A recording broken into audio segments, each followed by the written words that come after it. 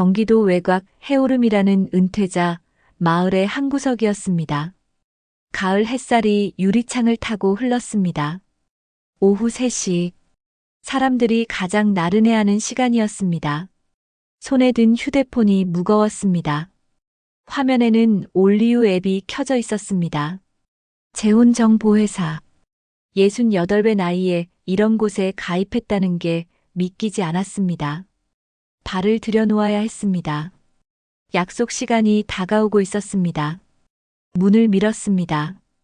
벨소리가 경쾌하게 울렸습니다. 카페는 한산했습니다. 창가 자리에 중년 남성 한 명. 커피 향이 코끝을 스쳤습니다. 박민정 씨. 아니, 민정혜 씨 맞으시죠? 그가 일어서며 말했습니다.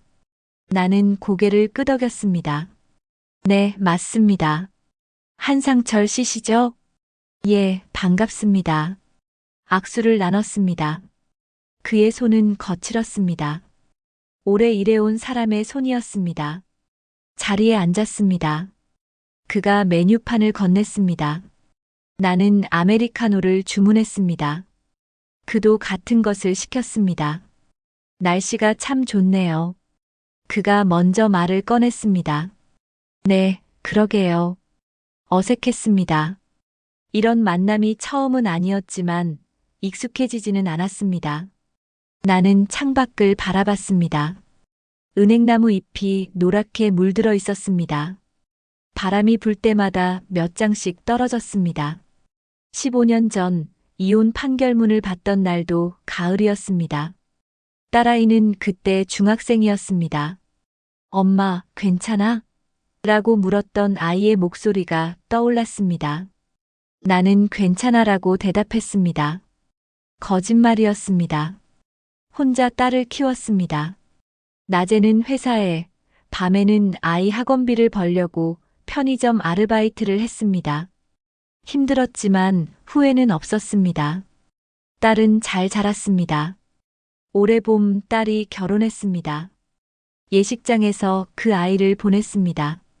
엄마, 행복하게 살아라는 말을 남기고 떠났습니다.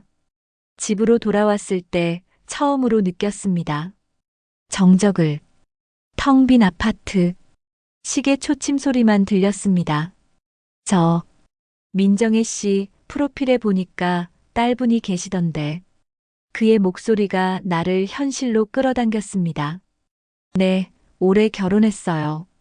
아, 그러셨군요. 축하드립니다. 감사합니다. 커피가 나왔습니다. 김이 모락모락 올라왔습니다. 나는 한 모금 마셨습니다. 쓰디쓴 맛이 입안에 퍼졌습니다. 저는 아들이 둘 있습니다. 큰애는 미국에, 작은애는 서울에 있고요. 자주 보세요? 아니요, 1년에 한두 번. 애들도 바쁘니까요. 그의 표정에 외로움이 스쳤습니다. 우리는 천천히 이야기를 나눴습니다. 직업, 취미, 살아온 이야기. 조심스럽게 한 걸음씩 서로에게 다가갔습니다.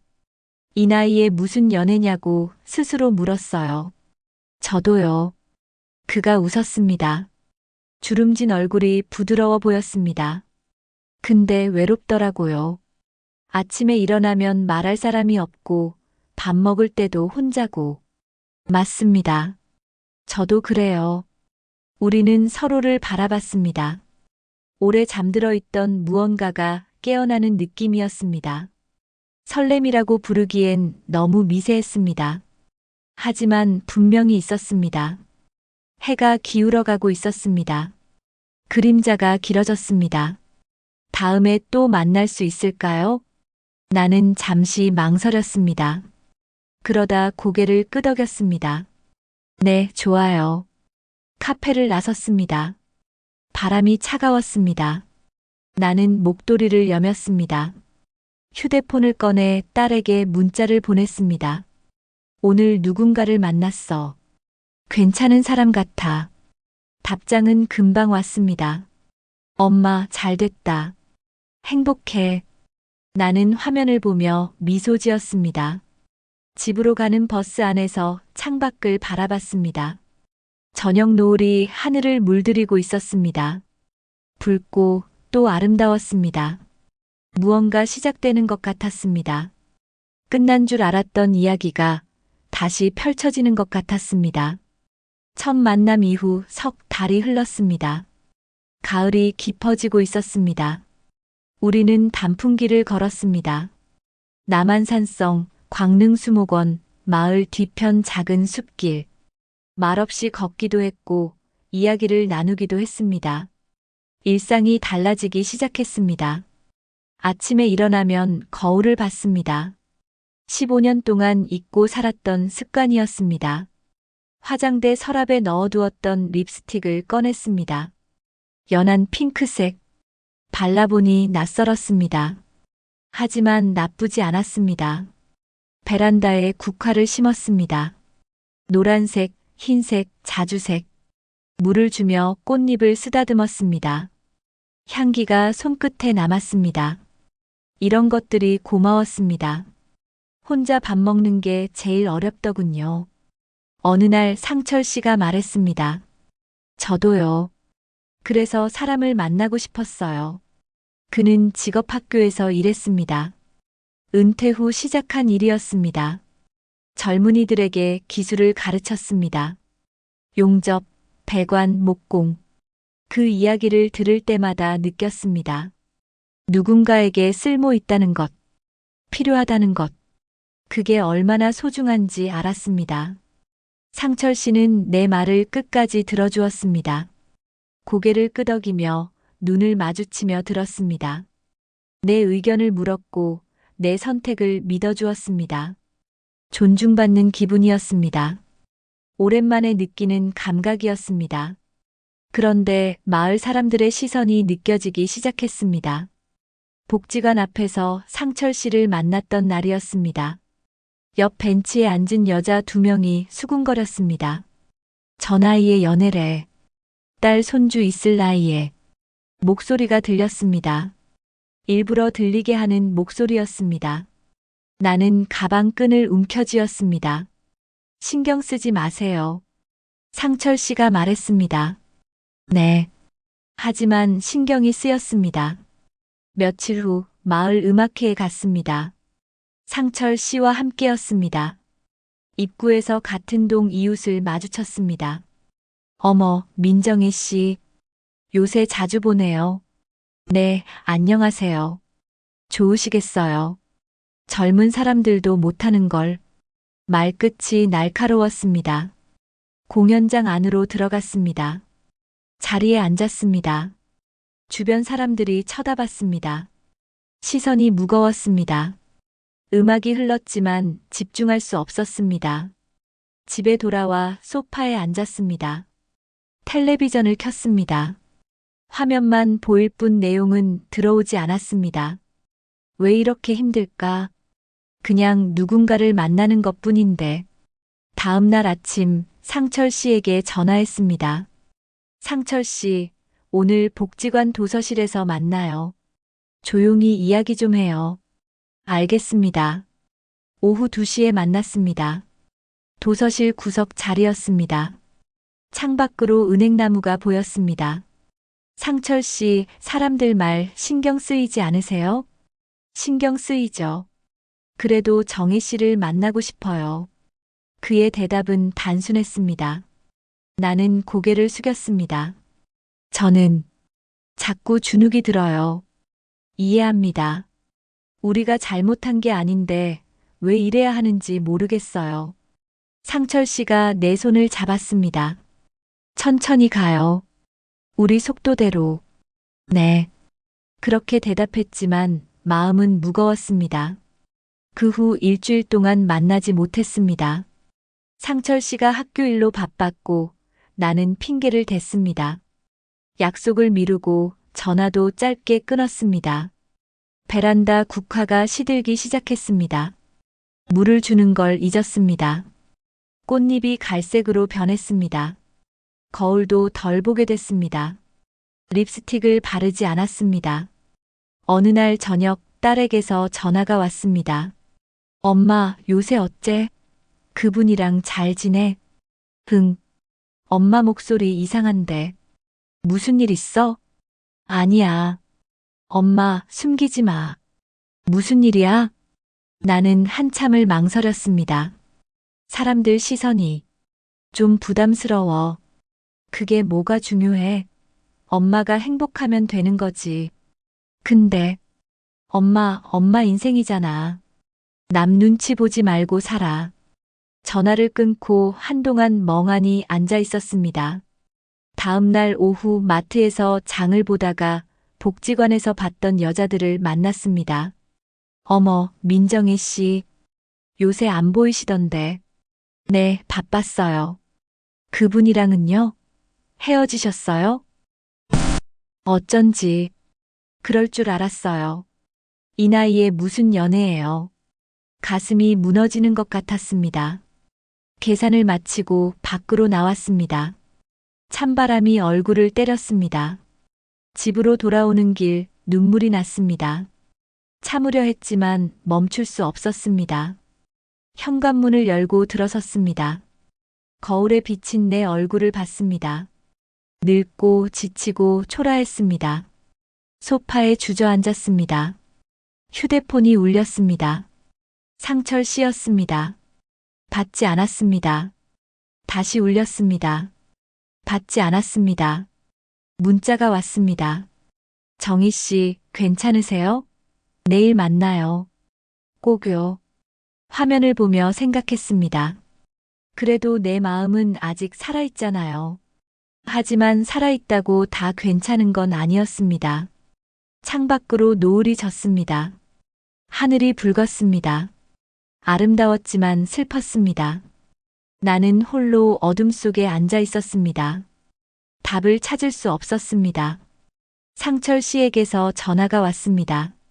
정희 씨, 내일 만날 수 있어요? 목소리가 평소와 달랐습니다. 무겁고 조심스러웠습니다. 다음 날 오후 마을 뒤편 공원 벤치에 앉았습니다. 날씨가 흐렸습니다. 바람이 차가웠습니다. 정희 씨, 어제 아들이 찾아왔어요. 가슴이 철렁했습니다. 큰아들이 미국에서 급하게 들어왔대요. 상철 씨는 손을 비볐습니다. 추워서가 아니었습니다. 아버지, 재혼하시면 재산 문제 복잡해집니다. 아들이 그렇게 말했다고 했습니다. 식탁에 앉아서 차갑게, 분명하게. 집도 그렇고 연금도 그렇고 나중에 유산 분할은 어떻게 할 거냐고. 그 여자 딸도 있지 않냐고. 그래서 뭐라고 하셨어요? 아무 말도 못했어요. 그냥 고개만 숙였어요. 상철 씨의 목소리가 떨렸습니다. 정희 씨, 미안해요. 무엇이요? 시간을 좀 주세요. 나는 고개를 끄덕였습니다. 이해한다고 말했습니다. 하지만 가슴 한쪽이 무너지는 것 같았습니다. 그날 이후 연락이 끊겼습니다. 하루가 지나고 이틀이 지나고 사흘이 지났습니다. 전화도 없었고 문자도 없었습니다. 나는 휴대폰을 손에 쥔 채 창밖만 바라봤습니다. 가을비가 내렸습니다.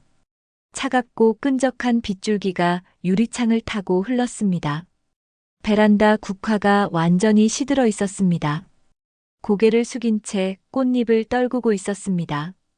역시 나이 들면 사랑은 사치일까? 중얼거렸습니다. 목소리가 공허하게 울렸습니다. 일주일이 지났습니다.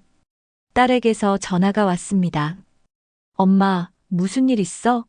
목소리가 이상해. 아무 일 없어. 엄마, 나한테 거짓말하지 마. 그분이랑 뭔 일 있었지? 그분 아들이 반대한대. 한동안 침묵이 흘렀습니다.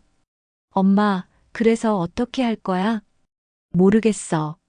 상철 씨 연락도 없고. 엄마가 먼저 연락해봐. 그럴 수가 있나? 왜? 엄마도 힘든 거 똑같잖아.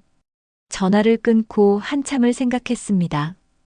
딸 말이 맞았습니다. 하지만 용기가 나지 않았습니다.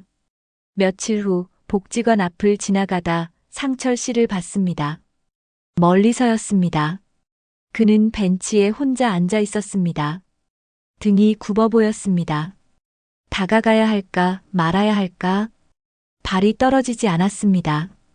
그때 상철 씨가 고개를 들었습니다.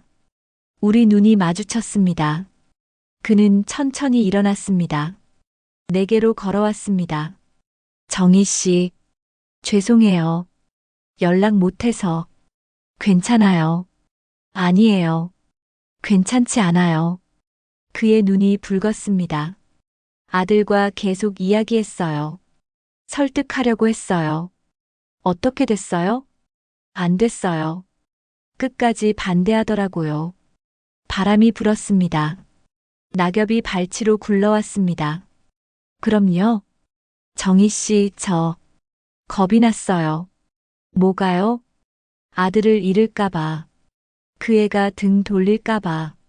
상철 씨는 고개를 숙였습니다. 저도 알아요. 비겁하다는 거.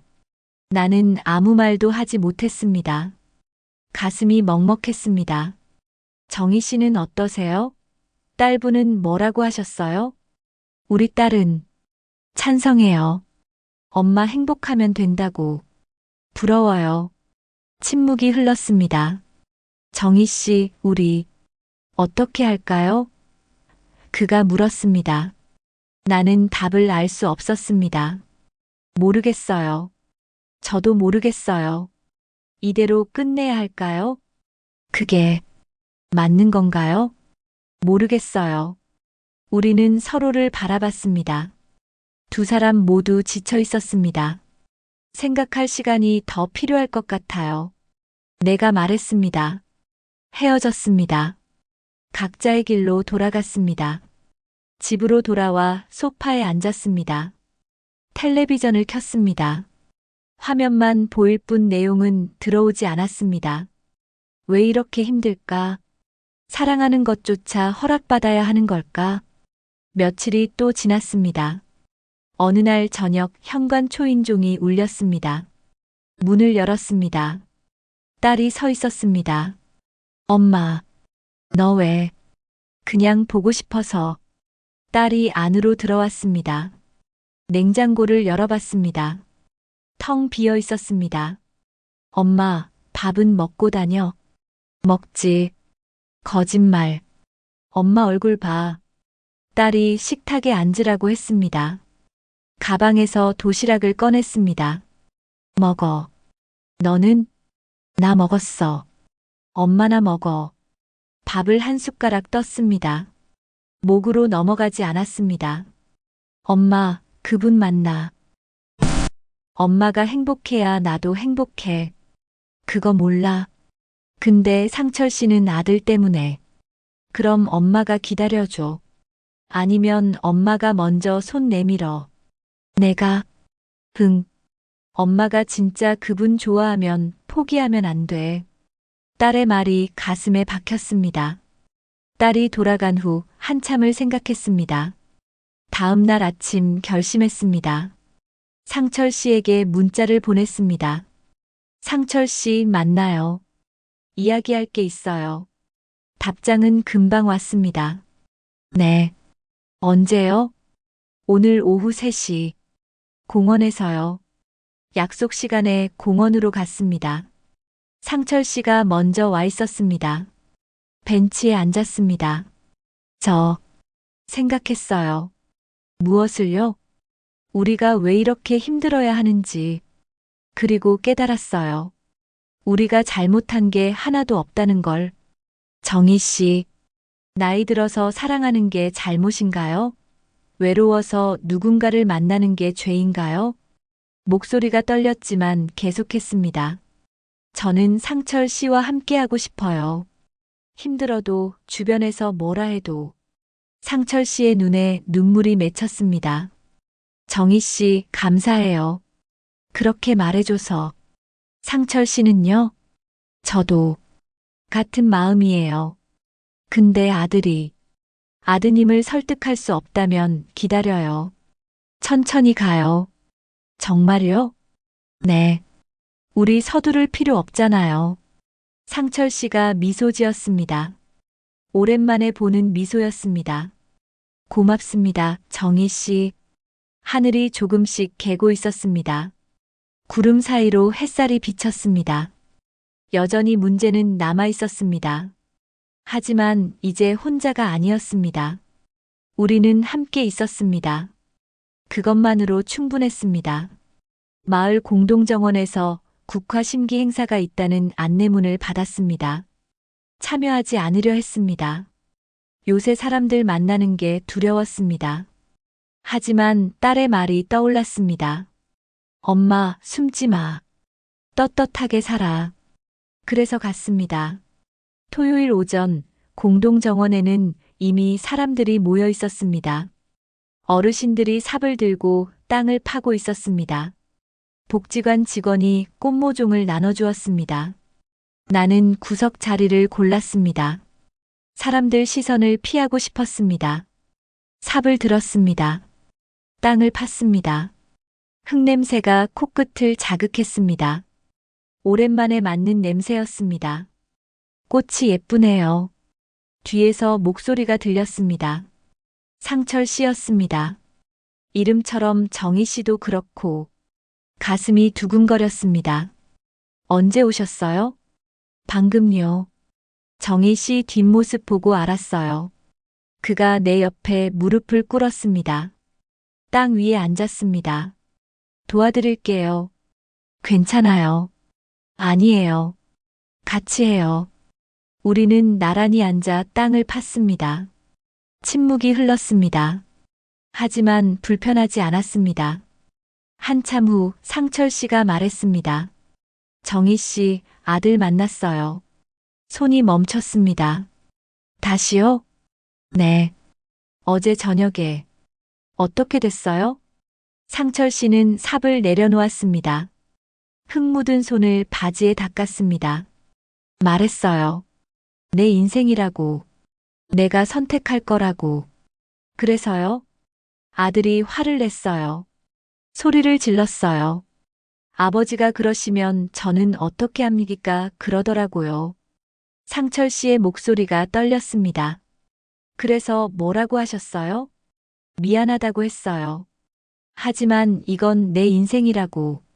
내가 이해 못해도 어쩔 수 없다고. 나는 숨을 들이켰습니다. 아들이 뭐라고 했어요? 당분간 연락하지 말라고 하더군요. 상철 씨, 괜찮아요.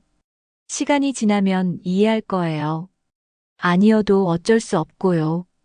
그의 눈빛이 흔들렸습니다. 괜찮다는 말이 거짓임을 알았습니다. 후회하지 않으세요? 해요. 많이 해요.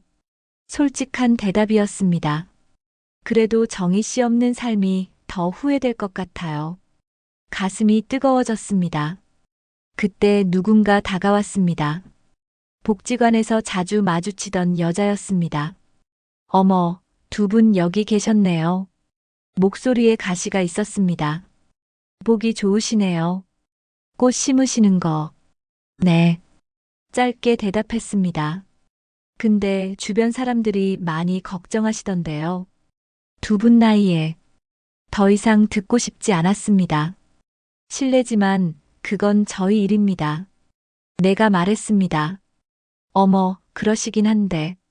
자식들은 어떻게 생각하실지. 자식들도 이해할 겁니다. 시간이 지나면. 그럴까요? 요새 애들이 어디 그렇게. 상철 씨가 일어났습니다. 죄송하지만 우리 할 일이 있어서요. 차갑지만 단호한 목소리였습니다. 여자는 어정쩡하게 웃으며 자리를 떠났습니다. 나는 고개를 숙였습니다. 손이 떨렸습니다. 정희 씨. 네. 괜찮아요? 네. 괜찮아요. 거짓말이었습니다. 상철 씨가 내 손을 잡았습니다. 흙 묻은 손이었습니다. 따뜻했습니다. 미안합니다. 왜요? 잠시 겁을 먹었어요. 아들 때문에, 사람들 시선 때문에.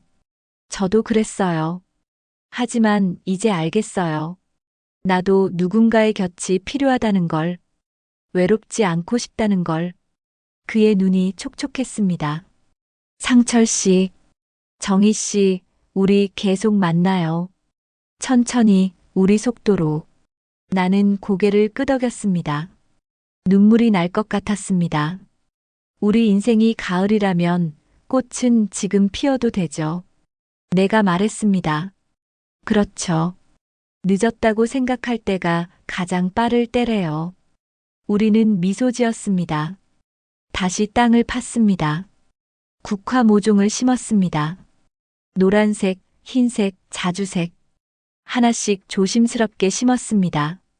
이 꽃들 내년에도 필까요? 필 거예요. 국화는 강하니까요. 우리처럼요? 네, 우리처럼. 해가 중천에 떴습니다. 땀이 났습니다. 하지만 기분이 좋았습니다. 심기를 마쳤습니다. 물을 주었습니다. 꽃잎에 물방울이 맺혔습니다. 반짝거렸습니다. 정희 씨, 네. 손 잡아도 될까요? 처음 하는 부탁이었습니다. 나는 손을 내밀었습니다. 상철 씨가 잡았습니다. 처음으로 제대로 맞닿은 손이었습니다. 거칠었지만 따뜻했습니다. 주변 사람들이 우리를 봤습니다. 수군거리는 소리가 들렸습니다. 하지만 이번엔 신경 쓰이지 않았습니다. 가을이 가고 겨울이 오겠죠. 내가 말했습니다. 그럼 봄도 오겠죠. 그때까지 우리 함께 있을 수 있을까요? 있을 거예요. 꼭요. 바람이 불었습니다. 국화 향기가 바람에 실려왔습니다. 은은하고 깊은 향이었습니다. 마치 새로운 계절이 시작되는 듯 했습니다. 우리는 천천히 걸었습니다. 손을 잡은 채로 공동정원을 벗어나 작은 길로 들어섰습니다. 상철 씨, 저 궁금한 게 있어요. 뭔데요? 이렇게 힘든데 왜 저를 선택하신 거예요? 상철 씨가 걸음을 멈췄습니다. 나를 바라봤습니다. 외로웠어요. 그냥 외로운 게 아니라 마음이 외로웠어요. 마음이요? 네. 누군가와 진짜로 이야기하고 싶었어요. 밥 먹고 산책하고 그냥 옆에 있어주는 사람. 정희 씨가 그런 사람이었어요. 가슴이 뭉클했습니다. 저도 그래요. 상철 씨도 그래요. 그럼 됐죠. 우리 서로에게 그런 사람이면. 우리는 다시 걸었습니다. 저녁 무렵 집 앞에 도착했습니다. 들어가세요. 늦었어요. 네. 상철 씨도 조심히 들어가세요. 정희 씨. 네. 고마워요. 포기하지 않아줘서. 저도요. 헤어졌습니다. 상철 씨의 뒷모습이 보였습니다. 천천히 걸어가는 모습. 외롭지 않아 보였습니다. 현관문을 열고 들어섰습니다. 불을 켰습니다. 거울을 봤습니다. 얼굴에 흙이 묻어 있었습니다. 웃음이 났습니다. 베란다로 나갔습니다. 시든 국화 화분이 있었습니다. 물을 주었습니다. 너도 다시 살아날 수 있을까? 중얼거렸습니다. 휴대폰이 울렸습니다. 상철 씨였습니다. 오늘 고마웠어요. 내일도 만나요. 미소가 지어졌습니다. 네, 좋아요. 답장을 보냈습니다. 창밖을 봤습니다.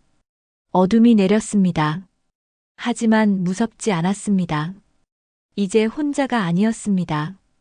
계절은 변하고 있었습니다. 가을이 깊어지고 있었습니다. 곧 겨울이 올 것입니다. 하지만 그 후엔 봄이 옵니다. 우리도 그렇게 살아갈 것입니다. 천천히 함께. 한 달이 흘렀습니다. 상철 씨와 나는 천천히 관계를 이어갔습니다. 주말마다 만났고 산책을 했고 밥을 먹었습니다. 평범한 일상이었습니다. 하지만 그 평범함이 소중했습니다. 어느 날 상철 씨가 말했습니다. 정희 씨, 우리 약혼식 하면 어떨까요? 약혼식요? 네. 거창하게는 아니고 조촐하게. 우리가 함께한다는 걸 확인하는 자리요. 가슴이 두근거렸습니다. 좋아요. 그렇게 대답했습니다. 며칠 후 마을 한옥 카페를 빌렸습니다. 작은 공간이었습니다. 손님은 많지 않았습니다.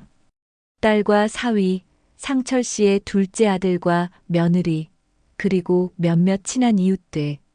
큰아들은 오지 않았습니다. 초대했지만 거절했습니다.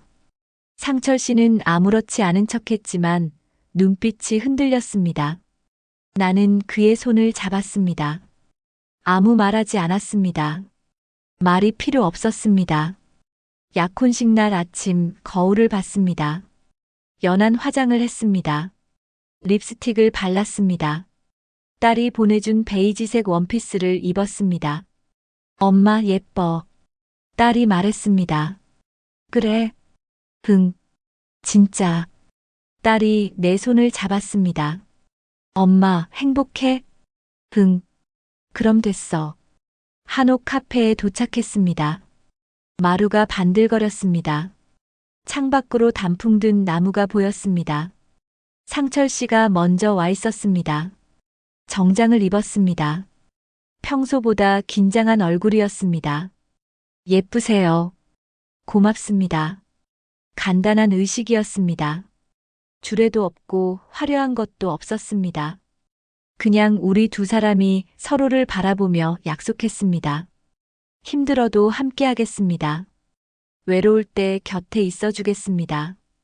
박수 소리가 울렸습니다. 크지 않았지만 따뜻했습니다. 딸이 영상 통화를 걸어왔습니다. 화면 너머로 미소 지으며 말했습니다. 엄마, 축하해. 행복해요? 응.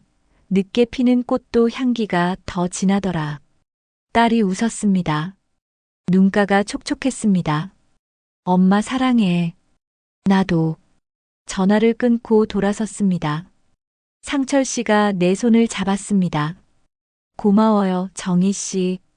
저도요. 그날 이후 일상이 달라졌습니다. 아침에 일어나면 상철 씨에게 문자를 보냈습니다. 잘 주무셨어요? 답장이 금방 왔습니다. 네, 정희 씨도요?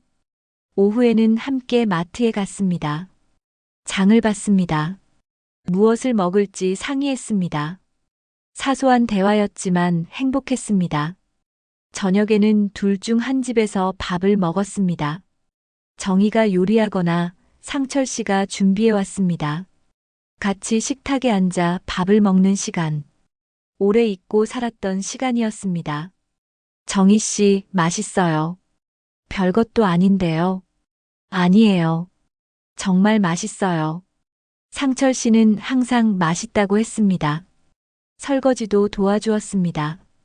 나란히 서서 설거지하는 시간도 좋았습니다.